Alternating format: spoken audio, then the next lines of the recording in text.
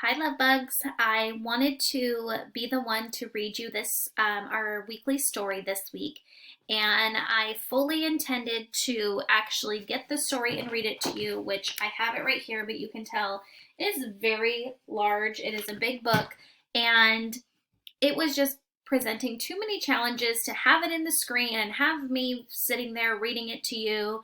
And if I was too far away, you couldn't see the pictures. So what I decided to do was pull the story up online, and I will have my little video over here in the corner so that you're able to both see the story, see me, and I'm able to ask you the questions that I'm going to ask you during the story. So I hope you guys enjoy this week's story. As you know, our essential question this week is, what do you see in the sky? So the story that we're going to be reading is called Bringing Down the Moon. This is the front cover of the story right here. So if you look at the front cover, you will notice that it is going to be a story about a mole. The mole is right here. That is the character. And this story is going to be a fantasy, which means that it is make-believe. It is pretend. There are going to be things in this story that are made up, such as animals that can talk. So we know in real life that animals cannot talk, but in this story, the animals will be talking. So it is going to be a fantasy story. During this story, we are going to be talking about things such as the characters, the setting, and the plot. So the characters of the story, remember, can be people or animals. The setting of the story is where a story takes place, what time of the day that it takes place, or where they're at. And the plot for this story is going to be problem and solution, which is something we were working a lot on in class as well. So in this story, there will be a problem, and then we will figure out what the solution is together. So those are just some of the things that I wanted to talk to you about before we begin. So let me turn the page. So again, the title of this story is Bringing Down the Moon. The author of this story is Jonathan Emmett, and the illustrator of this story is Vanessa Caban.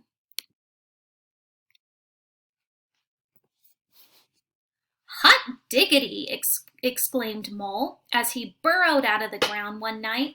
Whatever's that?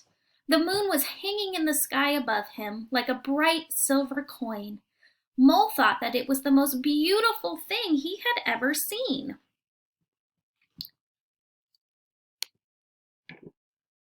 Whatever it is, I must have it, Mole said to himself. I know. I'll jump up and pull it down. Thump, thump, thumpity bump. Mole was so busy jumping he didn't think about the noise he was making, and he woke up Rabbit in her burrow.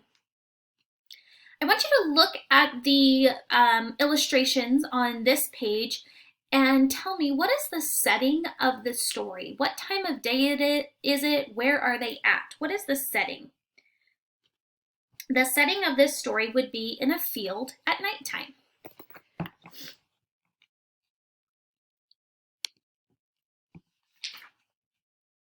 Mole, said Rabbit, what on earth do you think you're doing? Hello, Rabbit, said Mole. I'm trying to pull down that shiny thing. You mean the moon? Asked Rabbit. So that's what it's called, said Mole. You'll never do that, said Rabbit. It's not as close as it looks. What is Mole's problem in this story? You can either just say it out loud, or parents, you could pause the video. What is Mole's problem in this story? The problem is that he wants to grab the moon for himself. He wants to touch the moon and he wants to grab it. How is he trying to solve this problem? So the problem is that he wants to touch the moon, he wants to grab it. How is he trying to solve this problem? He's trying to solve this problem by jumping up and down and trying to reach it, right? All right, let's continue.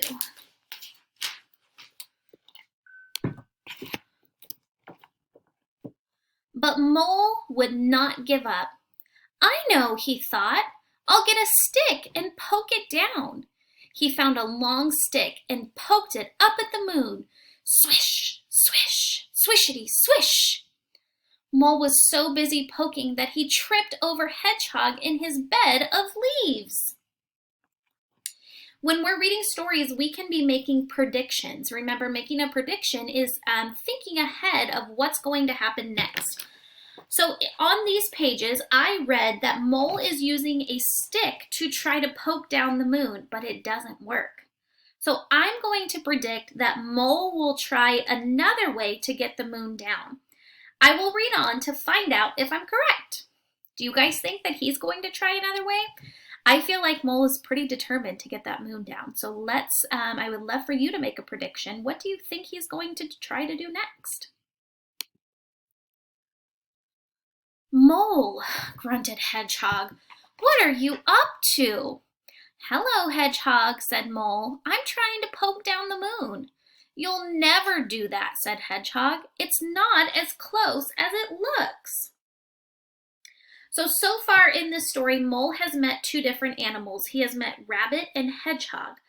Make a prediction if you think that Mole is going to meet another animal in this story. So go ahead and make your predictions now. Do you think that Mole will meet another animal in this story? But Mole would not give up. I know, he thought. I'll throw something at it and knock it down. He found some acorns and threw them at the moon. Plink, plink, plinkety, plink. Ouch, said Squirrel. Mole, have you gone nuts? Hello, Squirrel, said Mole. I'm trying to knock down the moon. You'll never do that, said Squirrel. It's not as close as it looks. I'm noticing a pattern in this. Do you notice that each animal is telling him something very similar? They're telling him, Mole, the moon is not as close as it looks. You cannot touch it. But Mole is showing some very big perseverance. He's not giving up, is he? He wants to continue to try his best to touch that moon. Why does Mole, in these two pages, why does Mole throw the acorns? Go ahead and answer that question. Why does Mole throw acorns? He throws the acorns because he wants to try to knock down the moon. Does it work? No, it doesn't work this time. What happens instead? So he's throwing the acorns, trying to throw it at the moon. It doesn't work, but what happens instead? Who does he hit? He hits the squirrel, doesn't he? Poor squirrel. And Squirrel asks him, have you gone nuts? That's pretty silly. But Mole wanted the moon so badly. He would not give up. I know, he thought. I'll climb a tree and carry it down. I will climb a tree and carry it down. Mole had never climbed a tree before. It was hard work, and he was scared to be so far from the ground. But he kept on going until he saw the moon resting in the leaves above him. Mole is trying really hard to solve his problem right now. So let's remember, what is Mole's problem? Mole's problem is that he's trying to touch the moon. How, on these pages, how is he trying to solve that problem? Go ahead and let your grown-up know, or go ahead and just say it out loud. How is he trying to solve that problem? If you said that he's climbing a tree, you are correct. Okay, let's continue. Mole stretched out his paws, but just when he thought he had the moon, he slipped. Oh, eek! Ouch! Ooh! Mole tumbled down and landed, splash, in the middle of a puddle. I love the illustration on this story, how it divides it into different sections. And you can see him up there. He's stretching his arms out so wide and he's trying so hard to get that moon. And then there he is, tumbling down into a puddle. Hot diggity drat, thought Mole. I almost had it that time. Then he noticed something floating in the puddle beside him. It was pale and wrinkled, but Mole recognized it at once. The moon, whispered Mole. It must have fallen down with me. He reached out to pick up the moon, but as soon as he touched it, it broke into pieces and vanished. So my question now is, what just happened? He saw this beautiful moon in a puddle, but he went to touch it and it broke into pieces and vanished. Why did that happen? If you said because it was a reflection in the puddle, you are absolutely correct. And in this story, we were talking about our characters. So we know that our main characters, we have Mole. I would like you to tell your grown-up, what are the other 3 characters that we have been introduced to now in this story? We have Mole, and the other 3 characters are Rabbit, Hedgehog, and Squirrel. Let's continue. Mole sat in the puddle and cried. Rabbit, Hedgehog, and Squirrel came running up. Are you all right, Mole? Asked Rabbit. I'm all right, sobbed Mole, but the moon isn't. I pulled it down and then I broke it and it was so beautiful. And now I'll never see it again. Look at Mole's face in this illustration. How does Mole look?